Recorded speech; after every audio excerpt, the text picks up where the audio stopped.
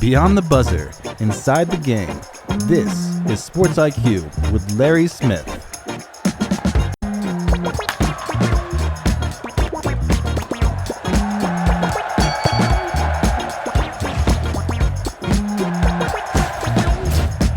Yep, we made it to Friday. Glad you're here with us on the Sports IQ. This is Larry Smith. We're getting ready for college football weekend, and we'll break down some of the top matchups here a bit later on in the show. Also, we've got joining us Colton Sully talking Oklahoma as the Sooners in action. In a couple of minutes, also in the SEC, Callum McAndrew talking about the big game, Missouri and Vanderbilt, that game in Nashville. If you had these two, each with one loss in conference at this point, and both ranked in the top 15 on your bingo card, you are lying. Don't lie to us. Don't do that. So come on. Yeah, just be honest. None of us saw this coming, what they've done. But two teams, outstanding coaches, programs that are on the rise, doing some big things. You know, Missouri's had a couple of big years under Eli Drinkwitz. We'll talk more about that with the column here in a couple of minutes.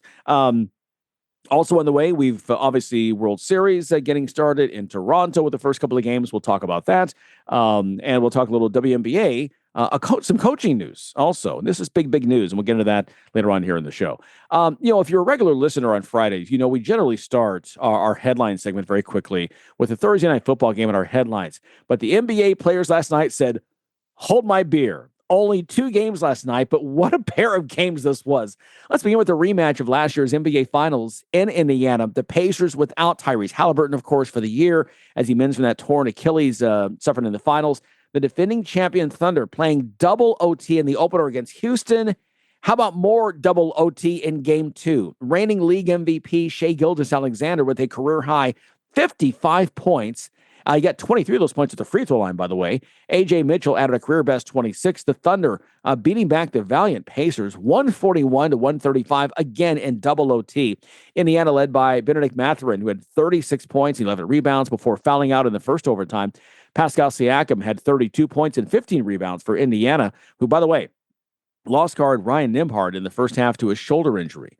Now, the late game had the Warriors and Nuggets throwing haymakers out in the Bay Area. Steph Curry doing what Steph Curry does again Thursday. 42 points, including a game-tying three-pointer late in regulation to help Golden State overcome Aaron Gordon's career-high 50 points and beat Denver 137-131. Let's not overlook Gordon last night for Denver. He hit 10 of 11 from the three-point arc and set a new Denver record for most points in a season opener, besting Alex English's old record of 47. Nikola Jokic with 21 points, 13 rebounds, and 10 assists to join Oscar Robertson as the only players with 4 triple-doubles in season openers.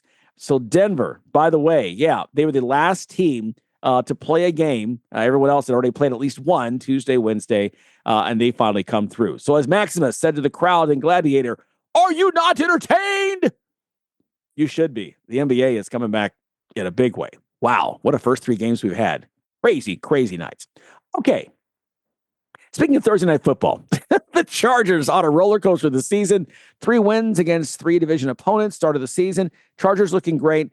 Then came losses in 3 of their next 4. Had to buy a resounding loss to the AFC's best team right now, the Colts, this past Sunday. So which Chargers team sets up? Dr. Jekyll, Mr. Hyde?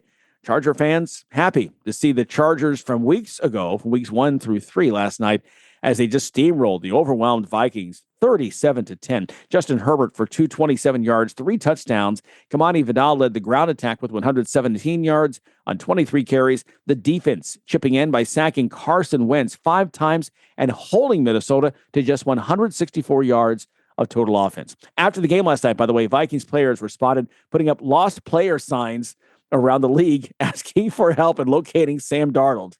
Because, J.J. McCarthy is injured. Carson Wentz coming in as a backup. What a lot of promise in Minnesota to start the season just has not happened. Darnold, the quarterback that led them to that fantastic season last year, he's now in Seattle. A quick note from the college football world. The SEC suspending referee Ken Williamson for the rest of the season following his cruise performance in Georgia's win over Auburn back on October 11th. All this according to ESPN. Williamson was the crew chief for that game, which is a 2010 win for the Bulldogs, and it featured a number of questionable calls. The Tigers were leading Georgia near the end of the first half 10-0 when Jackson Arnold appeared to sneak in from the one for another Auburn score. A Georgia player punched the ball after it appeared to cross the goal line in player possession. On-field officials ruled the play a fumble, and a video review did not overturn the decision. The remaining members of Williamson's crew worked last week, but Williamson did not, and the league has said he will not officiate in the SEC for the remainder of the year. Another big college football weekend, of course, and one of the games we're watching, really excited about, 3:30 p.m. Eastern time kick. It is Missouri and Vanderbilt, two teams that if you talked 2 months ago about teams that would be in contention and would be in the top 15, chances are these two teams would not have made your list, but here they are. They're having great seasons, both 6-1. Joining us once again here on the show is Colin McAndrew. He's a Missouri beat writer for the Columbia Tribune. Welcome back to the show. Let's talk first about that crazy win. We're just talking in the break here at Auburn last week to get the win and remain just with one loss on the season.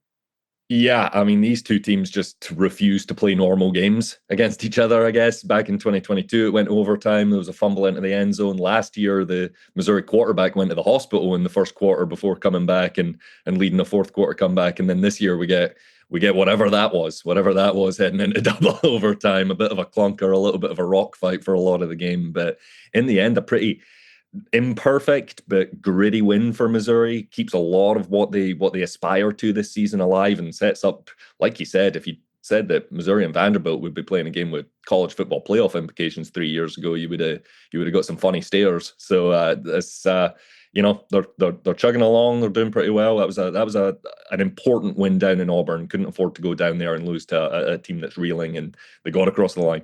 Yeah, absolutely. And talk about this team. What's different with this Tigers team? He's sitting here at 6-1, than maybe the past few years in Eli Drinkwitz's era. Yeah, I mean, you're looking at a Missouri team that has won double-digit games in each of the past two seasons, in 2023 and 2024. I mean, you're talking about a team that is now, with that Auburn win, let me get my math right, 27-6 since the beginning of the 2023 season. I mean, they are winning a lot of football games and kind of flying under the radar while they're doing it. The difference this year, and why I think it could be sustainable, I'm not saying it will be sustainable, but why I think it could be sustainable is they are just deeper than they have been before. You know, you would go down those 2023 wins were led by guys like Cody Schrader and Luther Burden and Brady Cook and Darius Robinson, really good players.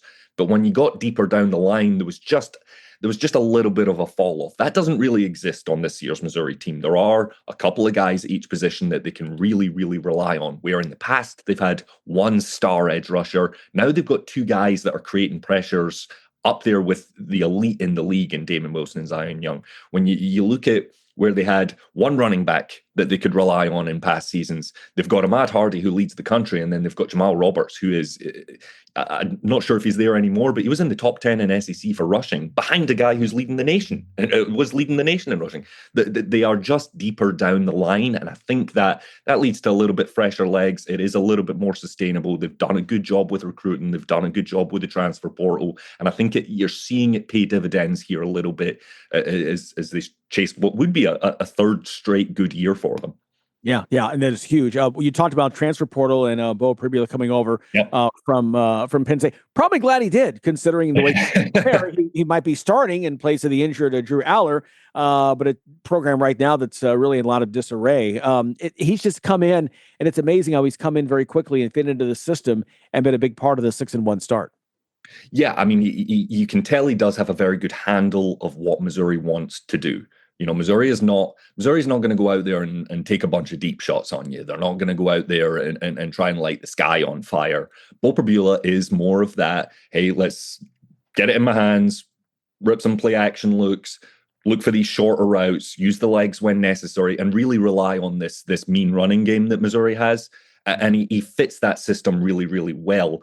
We have started to see some mistakes creep in, and I asked Eli Drinkwitz about this not that long ago, I think just before the Auburn game. I mean, he's at a point now where he's thrown an interception in 5 straight games. He's had a turnover that's been his fault in 6 straight games. So there are some mistakes creeping in as the opponents get better. And I asked Eli Drinkwitz about this, and he did say, hey, look, you can't expect a transfer to come in and be perfect immediately. There are growth steps that you need to take. This is a guy that's never started in his career while he was behind Drew Aller. He came in and he had good moments for Penn State. But now he's got the keys to the castle. He is the guy. He is the guy they're leaning on. And there have been some mistakes going forward. You would like to see that cleaned up because it nearly caught up to them at Auburn. It did catch up to them against Alabama, a game that they could have won a couple of weeks ago. You would like to see him clean that up a little bit. But I think some of the critiques of him that we've seen maybe a little bit harsh, because I do generally think he has had a pretty good handle of what Missouri is asking him to do. They're not asking him to light the skies on fire, but he does seem to be able to get this offense moving more often than not. You're talking about this, just the outstanding past couple of years. I was going through the archives here, and Missouri never had 3 10-win seasons in a row. I know this game will be in Nashville, but what's the atmosphere like there at Faurot Field, there in Columbia, with this program having really, potentially some unprecedented success? Yeah, it's hopeful. It is hopeful. I mean, this is we're talking about a Missouri team that if it wins this weekend, if it goes to Vanderbilt, claims a top 10 win on the road, everything is there. Every single thing that you could hope and dream for is still on the table for them. They still have the college football playoff field as an option. And if they win this weekend, they have a little bit of margin for error in November. An SEC team this year at 10-2 is probably in that 12-team field. That seems like, given what we've seen in last year, that seems to be kind of the mark that you have to hit there. That's on the table if they go and win at Vanderbilt this weekend. Even with all the parity that we're seeing, all the chaos that we're seeing in the SEC right now, a win this weekend, a 7-1 Missouri team that's 3-1 in SEC play, the SEC title game's still on the table for them. Right. There is a lot out there for this Missouri team, and I think the general atmosphere is hopeful because, look, this is the best Missouri team they've had in a decade since Gary Pinkel took them to the SEC title game back-to-back years in 2013, 2014. This is the best, deepest squad that they've had. So, look, they've got to go out there and prove it. They've got to go out there and sustain it. But like you said, I mean, it is potentially historic if they win have 3 straight 10-win seasons, and they're knocking on the door. Yeah, they will earn it. The record is 30 wins over a win season, or over 3 seasons. That's the record. That's attainable, like you said already, at 27 now. Coaches don't want to look ahead, but we can look ahead, right? Because it's just, we're not on the it's okay. You get this win at Vanderbilt, like you said, a win over a top 10 program, and you've got a bye week, and then you bring in number 3 Texas A&M. Just, again, right now sitting atop the SEC, big game Saturday night against LSU. I can't imagine the electricity there in Columbia if that should come to pass. I mean, it would be massive. It would be, I mean, I was pretty comfortable billing the game against Alabama, their biggest game in a decade, a couple of weeks ago. The one against, if we get to that point on November 8th and both teams are still very much alive and well in the CFP and SEC title races, that game's going to be massive. You could quite comfortably see College Game Day previewing another Missouri game in the space of 3 weeks. You could quite easily see all the fireworks and theatrics that come with that. That would be an absolutely massive game, and kind of a revenge spot for Missouri as well, because they got thrown around in College Station last year. But I think obviously we can't look too far ahead. They've got a really, really good Vanderbilt team to get past this weekend. I mean, they are serious. That LSU game was something. I really like what I'm seeing out of that offense. But yeah, that could potentially be a massive November matchup there. Absolutely. Talking with Callum McAndrew. Once again, he's the Missouri beat writer for the Columbia Tribune here on the Sports IQ. Let's talk about that Commodores team right now. Like you mentioned, 6-1, just like Missouri, 2-1 in conference. And I agree with you. This is a team that is fun to watch because they're never out of games. And there's just a fight to them. SEC, Vanderbilt usually is the one you wink, put on the calendar as a probable W for your team. Not the case right now. They also are enjoying the kind of success they have not seen there in a number of years.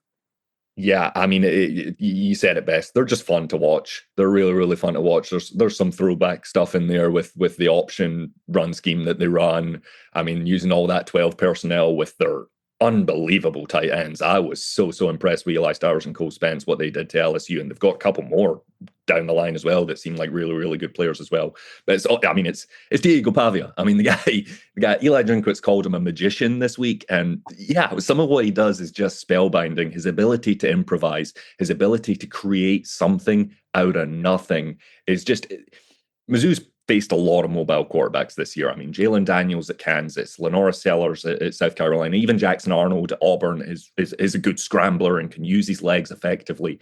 But Drinkwitz said they've not faced anyone like Pavia, and he's right. I mean, the guy's like a bull coming out of the backfield. He will take what they give you. Missouri has had a little bit of trouble defending the pass against mobile quarterbacks as they try and make sure they stop the run. So that's going to be an interesting little wrinkle there, I think, match up within the game. But man, really fun Vanderbilt team. It is, it is a good story. It is cool to see where Clark Lee, really impressive coach, really impressive coach, where he's taken them in such a short time span. I think this is going to be a really fun game. Yeah, I do too. Missouri and Vanderbilt. What concerns you? You've kind of mentioned again some of the high points there. What concerns you on the field that the Commodores bring that could cause Missouri some problems? Yeah, I think it is what they do up front, Vanderbilt. I think it is what they do and what they're able to create in the run game through their playmaker, Diego Pavia. I think, they run a lot of 12 personnel, so they are big up front with that extra tight end up there. They run the option. They've got good running backs who are picking up blocks for them as well. Missouri, what they have to do, and it's where LSU kind of got caught off guard a little bit, they rushed past Pavia a little bit too much. Trying if you go gung-ho, trying to impact him, trying to pressure him, trying to affect him back there, and you get a little bit past him, he's going to take that space that you've left in front of him. He's really adept at stepping up in the pocket and recognizing where the space is that he can take it. So Missouri has to be really careful with two. I mean, their two edge rushers, Damon Wilson and Zion Young, both have 28 quarterback pressures this season, which is tied for second in the SEC.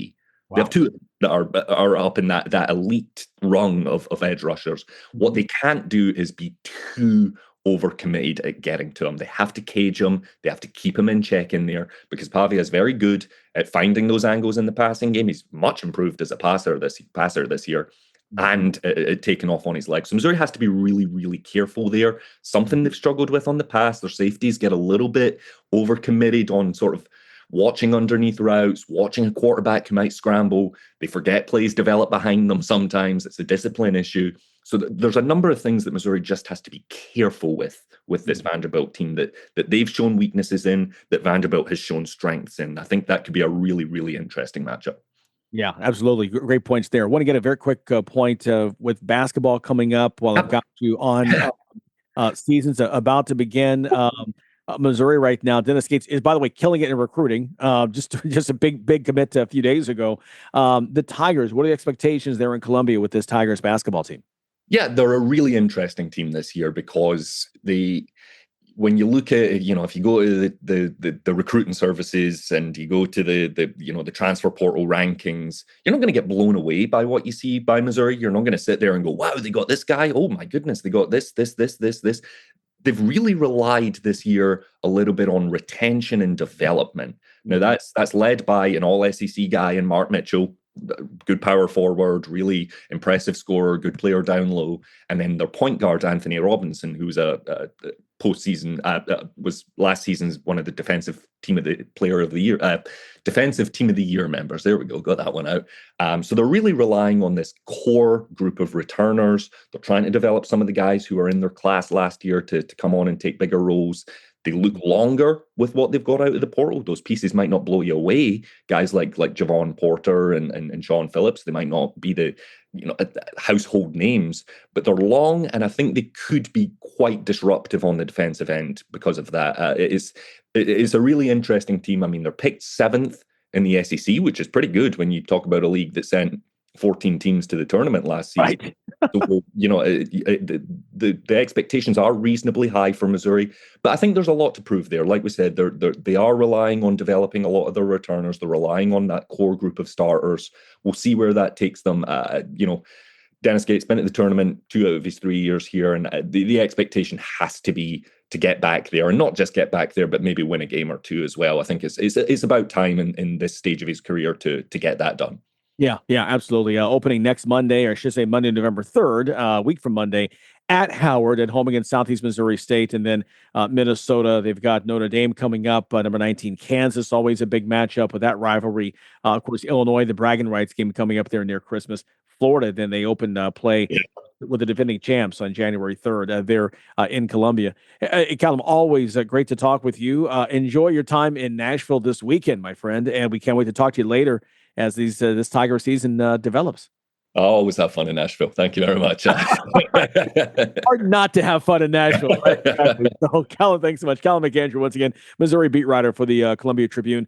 Big game we're watching for 3:30 Eastern time on ESPN. It is Missouri at Vanderbilt, a top 15 matchup. Again, both teams still in the mix, possibly to get to the SEC championship game and even possibly a college football playoff. The winner will survive and continue on. Okay, we've got more to come here on the Sports IQ.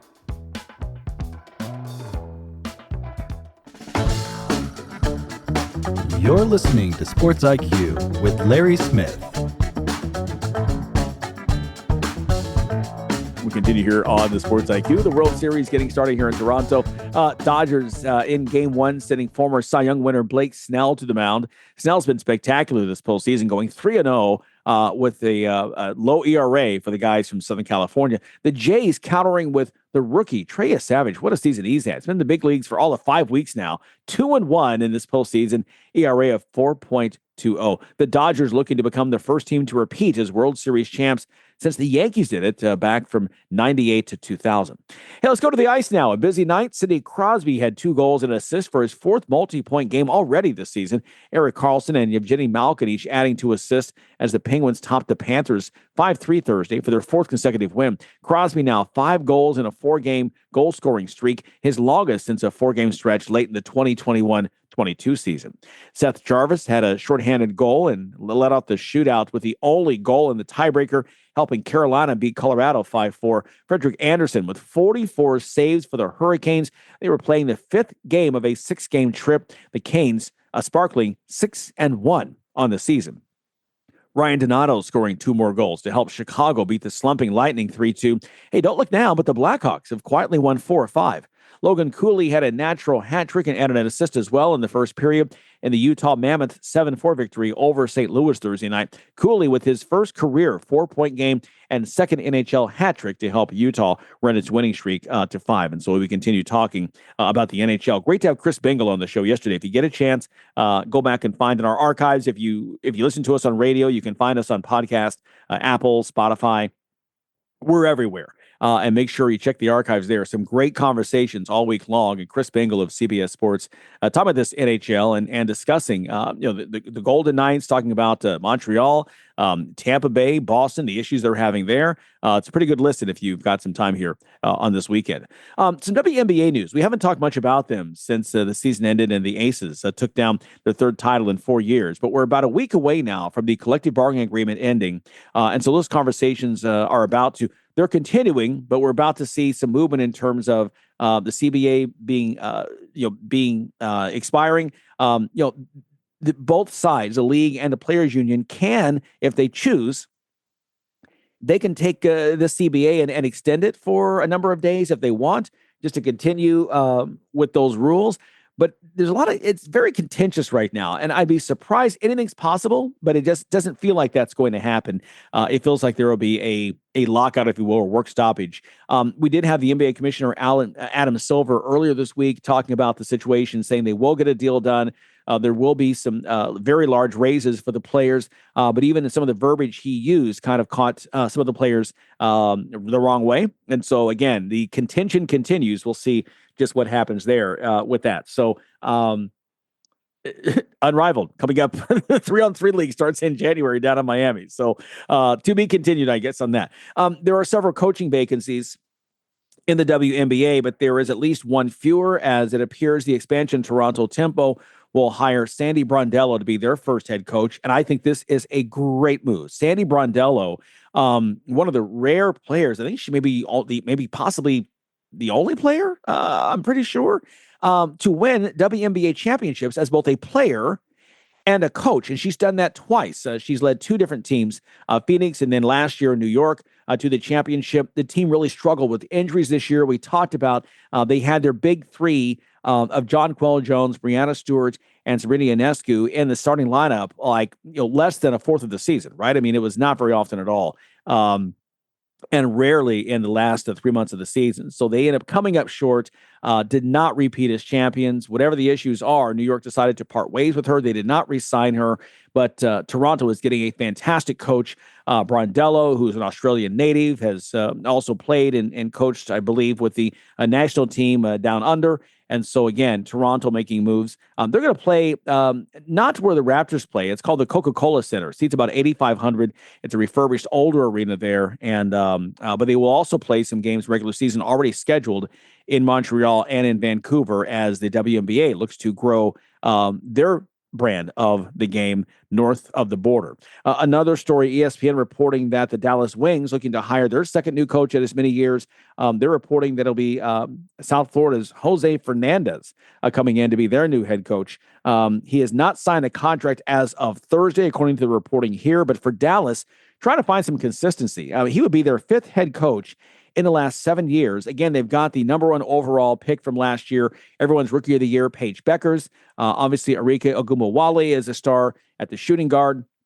They have some pieces there, but just could not put it together. Chris Krokanis coming in as a former assistant in the W and also in college, and he just did not get the job done. Now, look, we have seen head coaches succeed in the college game in the WNBA. Carl Smesko went from more than 2 decades out of Florida Gulf Coast, comes up to Atlanta and led the Dream into the playoffs and their winningest season ever. It was fantastic. The players love him. So there is some success. You can find success jumping from college to the WNBA. We will see if Jose Fernandez truly is the coach and if he can change the fortunes of the Dallas Wings.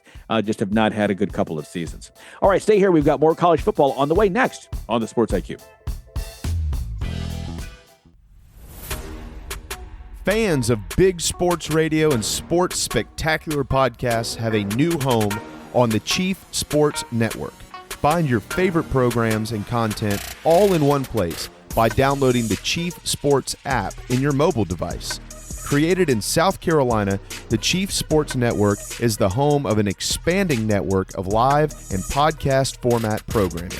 It is also the home of one of the leading national college football podcasts, JC and Morgan, hosted by ESPN's Mike Morgan and 24/7 Sports' JC Sherbert. Download the Chief Sports app for free and find all of your favorite programming under one easy umbrella. Thanks to all of our markets for your loyal support of Big Sports Radio and our Sports Spectacular podcast, and we look forward to connecting with you anywhere in the world on the Chief Sports app.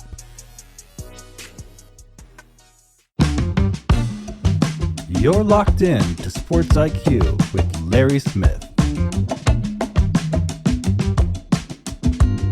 Continuing here, talking about this college football weekend coming up, and one of the big games we're watching is in the SEC. I think this SEC is going to look a lot different come Sunday morning than it does right now going into Saturday's games. High noon Eastern time. It is Ole Miss at Oklahoma. Both teams 6-1 overall, 2-1 in conference. Joining us once again, Colton Sully, Oklahoma beat writer. Glad to have you back on the show here, Colton. Hey, what's the excitement like there in Norman getting ready for kickoff for this one?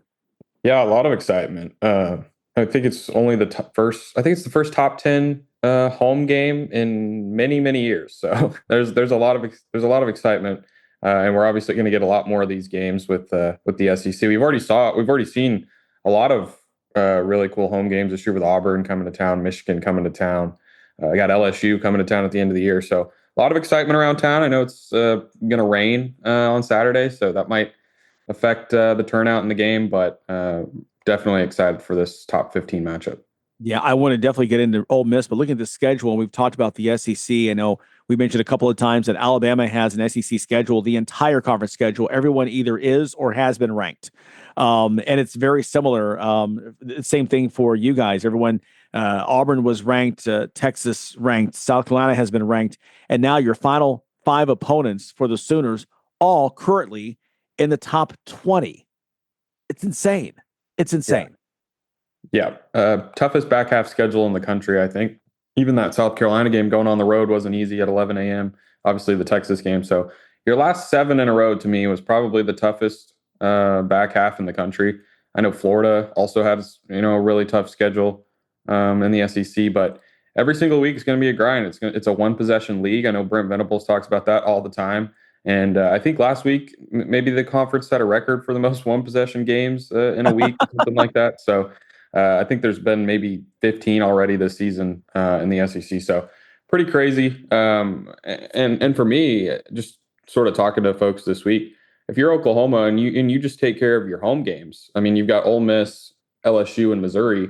You got to go on the road to Alabama and Tennessee. But if you just take care of your home games, you're probably right there on the bubble. Yeah. It's just insane. But it's also a lot of fun because again, we're going to see this weekend. We've talked about earlier in the show, Missouri and Vanderbilt, another situation, both with one loss. You don't want to get that second loss because you have other games coming up here in November. Talk about the game last week at South Carolina, and what impressed you about the Sooners' performance in getting that win against the Gamecocks on the road? I think just that. I mean, we haven't really seen Brent Venables go on the road and win a critical game like that throughout his tenure. There's been a lot of, I can think back to 2023, OU's undefeated and ranked in the top 5 after Dylan Gabriel beats Texas, and then they go on the road and lose to Kansas, lose to Oklahoma State, and they're out of the playoff. And obviously Brent Venables entered this year on the hot seat. We weren't sure that was a game that he could go win on the road against a conference opponent with Lenora Sellers and all the talent they have. I know they've really struggled, but that's still a talented team in a highly publicized game. So he took care of business. I thought that was probably the most impressive thing. And then the offensive turnaround. I mean, we saw the offense didn't even score a touchdown against Texas. They go in there and find some success on the ground. Torrey Blaylock has been phenomenal on the ground. He rushed for over 100 yards. Xavier Robinson, they found some success with those two guys. So I think we knew the defense going in was one of the best in the country, and they certainly handled Lenora Sellers in that offense. But I think for me, the offensive turnaround was probably the most impressive thing. Yeah, and how big was it in terms of going on the road in a hostile environment that hadn't happened yet this year, to your point? And after this week, you've got at Tennessee, at Alabama, consecutive games with a bye week in between. How big was it also for this program, for the locker room, to be able to go into a situation like that and get a win, getting ready for what's ahead in November? Yeah, it was huge from a confidence standpoint. I mean, there was a lot of noise after, the Red River rivalry here. That's obviously the biggest game every year. If you lose that, it's not good. And like I mentioned before, Brent, there was a lot of pressure on Brent coming into the season after, 2 6 and 7 years and 3 seasons, and starting 6-1, getting those wins over Michigan and Auburn at home, and then going on the road to South Carolina, like you mentioned. That was huge. And it was also huge for this locker room bouncing back after that Texas game. I know John Mateer and a lot of the veteran players really took that Texas loss to heart and really bounced back in a big way. You mentioned Brent Venables, and again, being on the hot seat, currently 6-1, but again, the tough stretch to finish out the season. This seems like a silly question to ask, but in 2025, with what has happened, I mean, anything's possible. Does he need to win 3 of these next 5 to at least get a 9-win regular season to kind of hold on to his job? I mean, are we there yet, or just what's the temperature right now in Norman? I mean, I think right now it's all positivity. 6-1, can't really complain with that. But I think that you're going to hear that. I think if you would have lost last week to South Carolina, that conversation would have ratcheted up. But he gets that win. For me, just with how tough this schedule is, I think anything less than 8 would certainly start those conversations. But they're feeling good right now. And like I said, if he can just take care of some of these home games, they're in good shape. Yeah, I mean, he's a great coach, and again, normally that's not a question I would even attempt to broach, but this year everything is on the table. So even a team at 6-1, if they lose back-to-back games, do you fire them in November? I mean, surely not. But anyway, let's get to the Rebels right now. An Ole Miss team coming in, they've got something to prove, coming off the loss, and again, and trying to make sure they stay. They're in the chase for a spot in not only the SEC championship, but also the college football playoff. Yeah, I guess opposite schedules for them coming up, because I feel like if Ole Miss takes care of this game, the rest of the road is relatively easy. I mean, the SEC week in and week out's hard, but you look at Oklahoma's schedule and Ole Miss's schedule, it's almost more of a critical win for Oklahoma, I would think. I mean, do you agree with that? Yeah, totally agree. Yeah, I mean, you've got you've got the Citadel. You go out of conference for that game, but yeah, you've South Carolina, Florida, and Mississippi State are all three. One's already fired their coach. South Carolina has not lived up to expectations, and Mississippi State also has had its struggles. This right now, I don't see this changing. This is the last ranked team on their schedule. To your point. Yeah. So I think both teams. It's very important for both these teams to get this win, like you mentioned, for the race and coming off the Georgia loss last week for Ole Miss. But it's a little bit more important for Oklahoma, I think, just with that schedule. But Ole Miss has been impressive. I mean, all the talk about the quarterback Trinidad Chambliss, the Division II transfer. I think Lane Kiffin's done a phenomenal job with him. I think the story with this game is really Ole Miss's offense, which we saw score 40 some odd points last week, and Brent Venables' defense, which ranks first in a lot of categories around the country. I thought Ole Miss's defense has struggled at times. I think it's definitely not the best defense Oklahoma's faced this year, probably. So maybe if John Mateer can find something in the passing game the last couple of weeks coming back from that surgery, they really haven't thrown the ball downfield very much. I think this was originally the timeline that he was supposed to return was this week. So maybe he feels better this week and they finally find some success in the pass game. Talking with Colton Sully about Oklahoma. He's an Oklahoma beat writer and covering the Sooners, taking on Ole Miss in Norman, high noon Eastern time on ABC on Saturday. You mentioned the quarterback, John Mateer, coming off that surgery. Where is his health level right now? He has not looked the same as he did start of the season for obvious reasons. How close is he right now to 100%? Yeah, talked to him on Monday night about this. He's still sort of wearing the KT tape or wrap or whatever. He says he's starting to feel better. And I think it was pretty obvious that he sort of maybe rushed back for that Texas game. Obviously wanted to play in that game and give Oklahoma a shot to beat its rival. But the last 2 weeks, I mean, like you said, he certainly hasn't looked right or even confident throwing the ball downfield. I don't know if it's his accuracy that's sort of affected by it or pain level or what, but he seems to think that he's starting to feel better and there's really no pain there. It's all about his grip and getting it healed. So he says he's on the right track, and I expect him to look a little bit better this week. Like I said, this was the original timeline, so we'll see. Yeah, what's the one big thing that Ole Miss has to do, or I'm sorry, that Oklahoma has to do to get this one over Ole Miss? I think, like we just talked about, maybe score some points through the pass game because we know what Brent Venables' defense is going to be. I mean, Ole Miss has a great offense. They're going to score some touchdowns. But like that Texas game, I think OU's defense only allowed 16 points. And so if OU's offense can score more than 16, more than 20 points, they have a really good shot in this game. I mean, South Carolina only scored 7. Auburn and Michigan only scored 13 or somewhere around that, 17. So I think it's all about the offense and whether they can sort of compete with Lane Kiffin's unit over there. Yeah. We've talked about the SEC and just how tough this conference is top to bottom. You're right there in Oklahoma, in Norman, covering the team. You're chest deep with the team, hip deep with the conference. Right now, is there one team that stands out to you right now? With the unbalanced schedules, it's sometimes hard to compare what teams this team has done compared to. And like, again, Ole Miss can, if they win here, they'll probably finish only one loss. Well, they didn't play as tough a schedule as in Oklahoma or in Alabama. Is there one team that stands out to you, or one team maybe that's a surprise to you?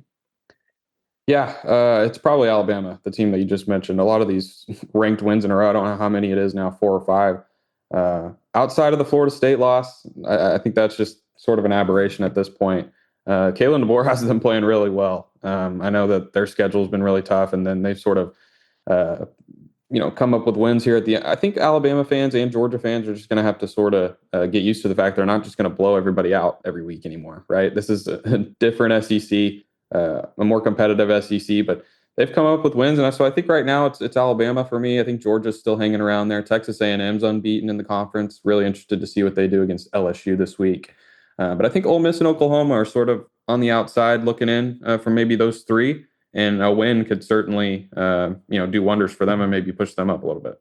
Yeah, no question, would be huge for them. A&M, Alabama, both 4-0 in conference. You mentioned again, then Georgia at 4-1, and right now, still again, a number of teams with only one loss, including Oklahoma. But we're going to see at least 2 of those teams fall off the one loss categories again, as it's Missouri, Vanderbilt, Oklahoma, Ole Miss.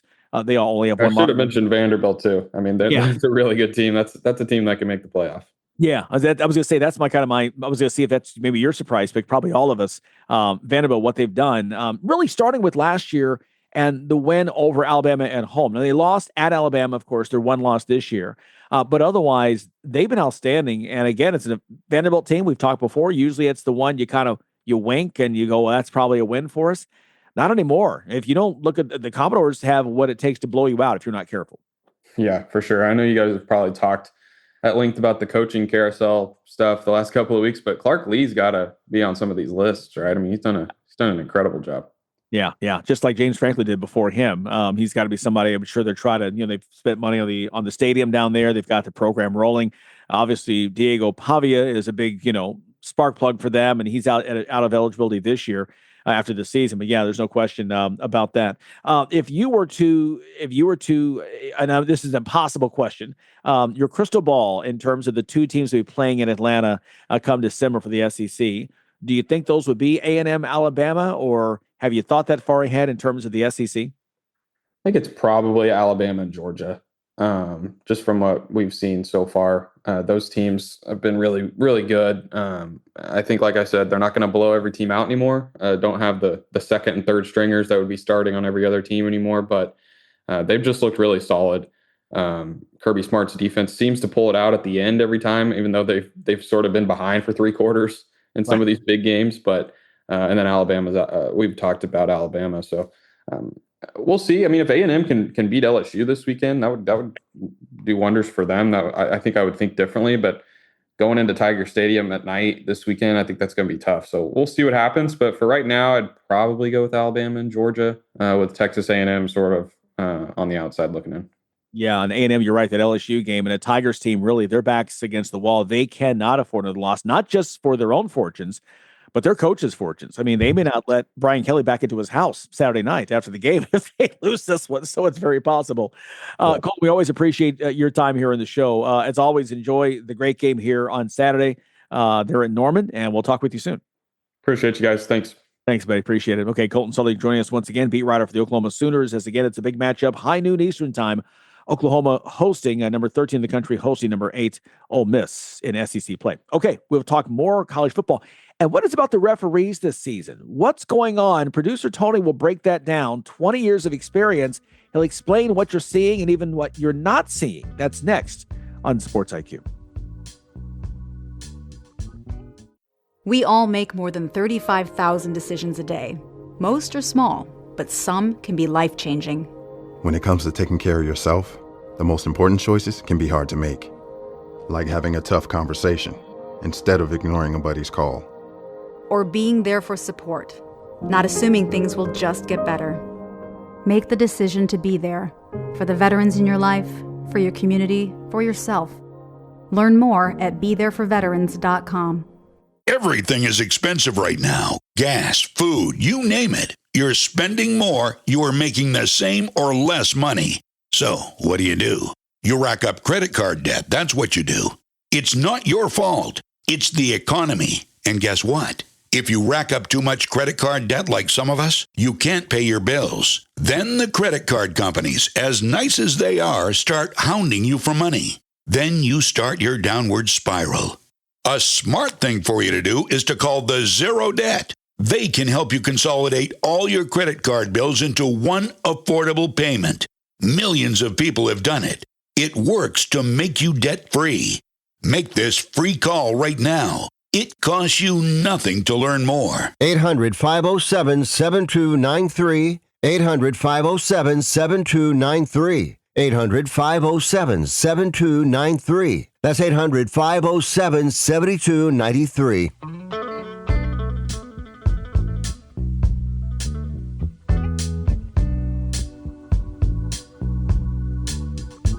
All right, great to talk to our guest right now. It's the time of the week when producer Tony and I sit down and we get to chew on the fat a little bit ourselves about the weekend's top 25 games. Tony, let's start with this game in the SEC we've been talking about just now. Ole Miss trying not to lose back-to-back games at Oklahoma. Again, once again, as we just talked about, both of these teams with one loss in the SEC, neither can afford a second.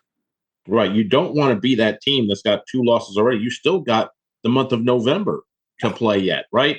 So 2 losses before Halloween is going to be tough to overcome if your goal is to get to the playoffs. You know what I worry about, Larry, is Ole Miss, are the players and the coach, are they distracted by the talk of him going to Florida? I mean, there's been nothing huge out there, but as soon as Florida, got rid of Napier, everybody's eyes were Lane Kiffin, Lane Kiffin, Lane Kiffin. At some point, that's got to affect the players. It's got to affect their mentality. They're wondering if they're going to lose their coach. So I think that may be weighing on them. We'll see if they can overcome that this weekend in Oklahoma. Yeah, good point. They've got a great season so far. Stay focused. It's just 1 loss right now. Don't make it into 2. The other game we were talking about earlier with Callum, Missouri at Vanderbilt, and I'll say again, like I said a few minutes ago, maybe the most intriguing matchup of the weekend. 2 programs that are on the come up and can really make a statement with the win here this Saturday. Yeah, no, we talked about it a little bit earlier. We talked about it in the break.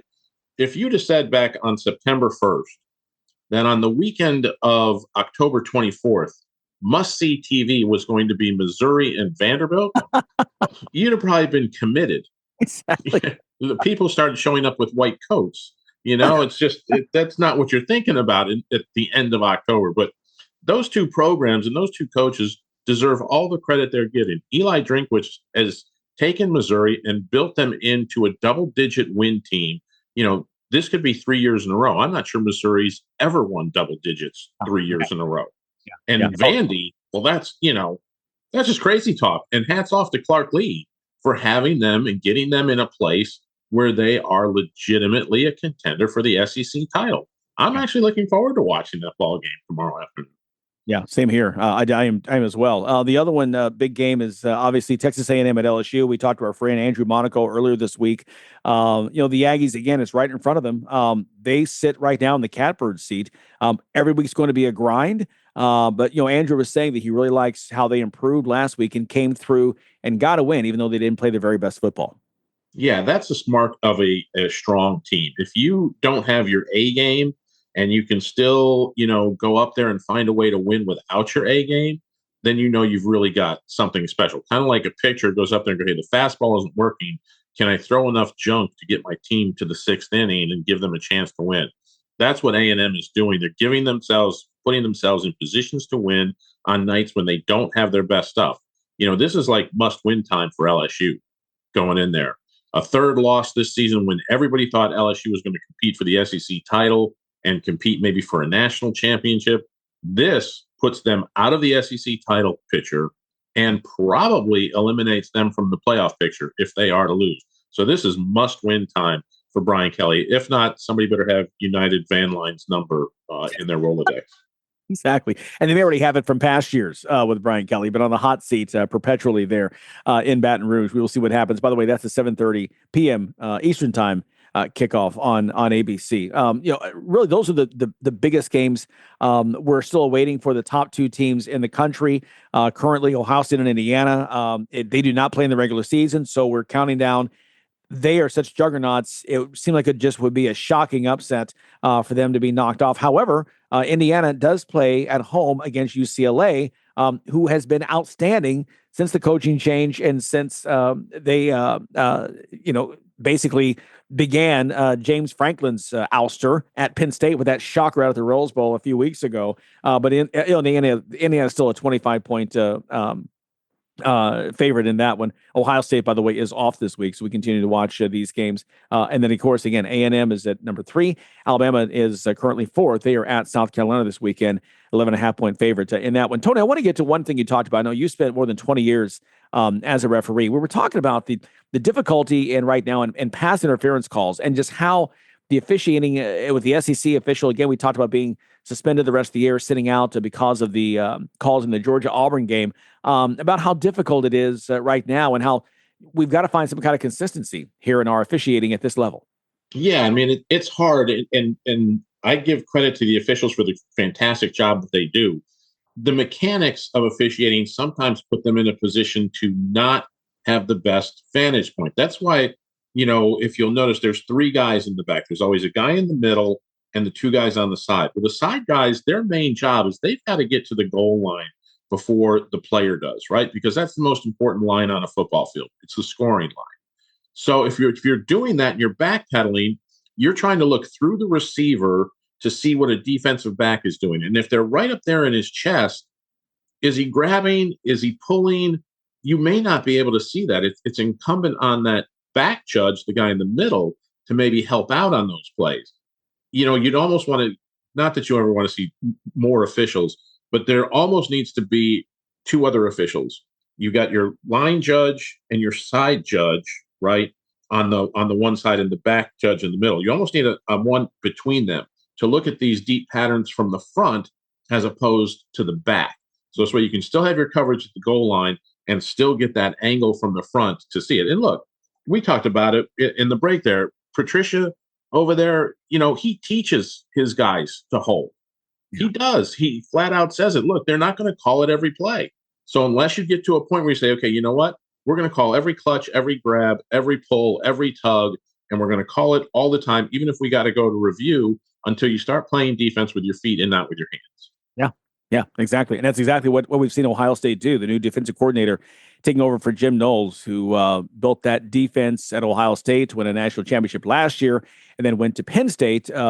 Patricia's come in and has put his own stamp on this, and that's one of the things you do. And look, we've seen some other basketball coaches do this. I mean, there's one basketball coach in the Big Ten that says, hey, grab on every play because they can't call it every time.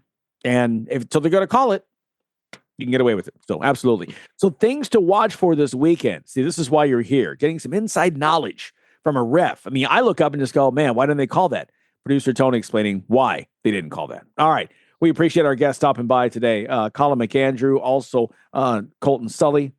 Man, it's been just a fantastic week. Everyone here, we appreciate you guys coming by here every day as well. Enjoy this weekend. We're back here on Monday. It's the Sports IQ. Take care. Thanks for listening to Sports IQ with Larry Smith, Monday through Friday.